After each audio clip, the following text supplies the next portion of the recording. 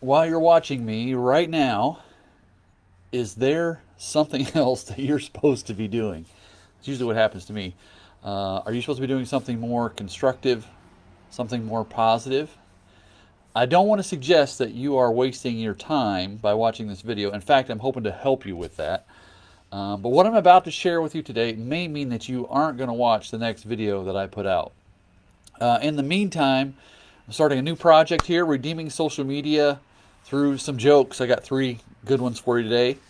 I once dated a girl named Sue Denham. Then I found out it wasn't her real name. And I'll give you a second to think about what her name was. Sue Denham. I have recently been voted the most secretive person in the world, and I can't tell you what this means to me. I like that one too. But probably my favorite one for the day, I thought that orthopedic shoes were a joke, but I stand corrected. If that doesn't make you laugh, then you're watching the wrong person tell you jokes. Anyway, I told you on Tuesday that I had just finished a book called The Ruthless Elimination of Hurry. It looks like this, at least the version that I have, by John Mark Comer. And I was going to give over the next probably couple weeks, we'll talk a little bit about that. But I was going to give you some steps that he talks about. How do we eliminate this hurry in our life? I talked about if you feel that your life is moving so fast that you don't have time to enjoy anything.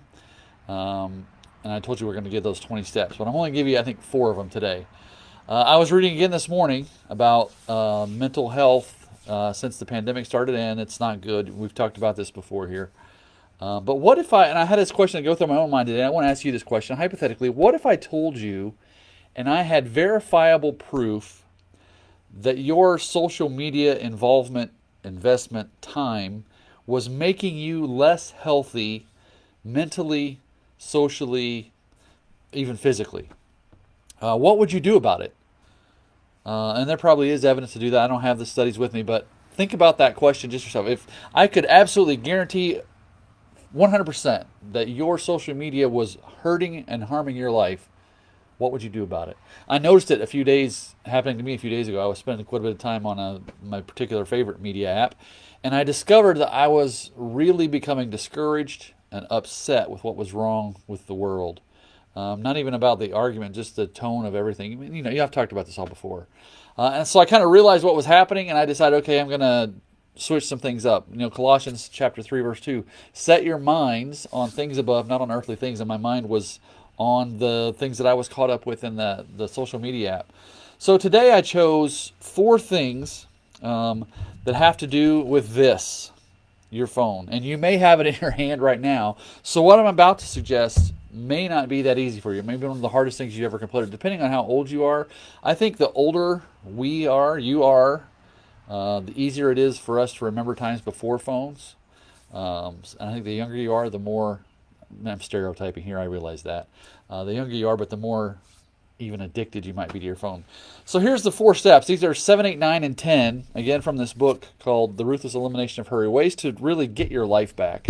The first thing he suggested was turn your smartphone into a dumb phone. And I think you know what that means. I have a couple guys that have phones in their life, and they say, oh, it's a dumb phone, the opposite of a smartphone, right? Because it doesn't have all the apps and all email and all those sorts of things on there. I remember the first cell phone I ever had, I was probably 2001. My wife was pregnant, and I was driving a truck, within a couple hours of the area, and I wanted for her to be able to get a hold of me. I think that was the first time we had a phone. It was a dumb phone, and I really only used it to talk to her or whoever else I was calling back to the office or business or whatever. So one way to do that, is delete the apps, turn off notifications. He goes to an extreme in the book. He even suggests removing all your web browsers, and even turning off your text notifications. Then he would go to a certain time of the day and have to enable it to allow him to get his text. Now, most of us are still addicted to text if we're not addicted to social media. But if you think about it, there isn't many things that are that pressing that can't wait, right? But we've become so addicted to that, the studies about the levels of whatever the drug is that when your phone gets a ding that it excites your body, whatever it is. So yesterday, after realizing the bout that I was having with the social media feed that I was using, I removed, at least off my home screen, they're still on the phone, but I removed them off the home screen so that I have to really work and remind myself to get to these apps. I took Facebook and Twitter and Instagram all off. I'm still, of course, going to post these videos there. But I didn't remove the app, just the icon. And it removes the habit of me just clicking on those icons and turning into 20 minutes or an hour that I didn't really want to waste. I've decided there's better things to do.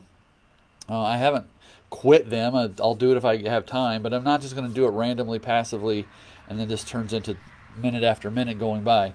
But I wanted the fact that they were removed from my home screen to remind me that it's really not important, and do you really want to do this?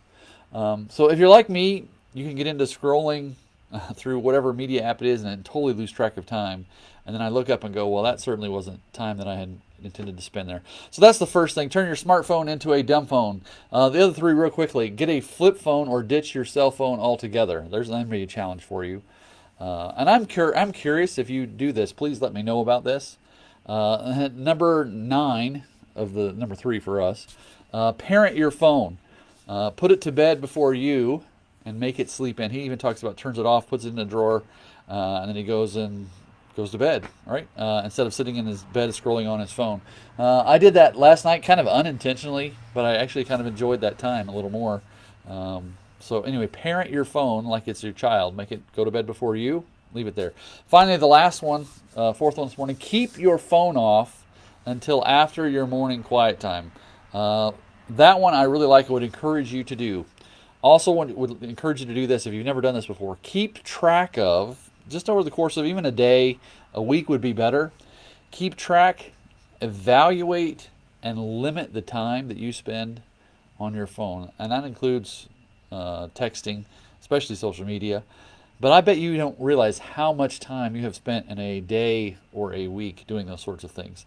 So I wanted to give you those things today, and I want to give you a quote from the book. He says this: "Do not let your phone set your emotional equilibrium, and your news feed set your view of the world." And that's what was happening to me, and I decided I'm not doing this anymore. So basically, don't let your phone set the tone of your life. The world is probably not nearly, I shouldn't say probably, it's not nearly as bad as news and social media make it look. We've talked about that before, right? But if you keep putting that garbage in your head, that's what keeps coming out, and it'll discourage you and depress you. Romans 12:2. Do not conform any longer to the pattern of this world. Don't be absorbed with all that stuff, but be transformed by the renewing of your mind. Then you'll be able to test and approve what God's will is, his good, pleasing, and perfect will. Once you've transformed your mind into something else, then you'll have a better attitude about things. Ephesians 4:23 says, be renewed in the spirit of your mind. So that'd be my hope for you today, that your mind can be turned back over to good things, to things that you want to invest your time in. So let's be practical about it. There's 4 things. Just do it, right? As Nike would say. So I challenge you to do one or more of those things. And then I would love for you to come back and post in the comments how it's going, what you're struggling with, what has changed. And let's all be in this together. And I told you, hey, I've done it on mine. I don't think I've been on social media today other than what I'm doing right now. And then I'll post these. But anyway, maybe next time I'm on, I'll share with you how it's going for me. You can do the same in the comments. Until then, have a great day. Thanks for watching.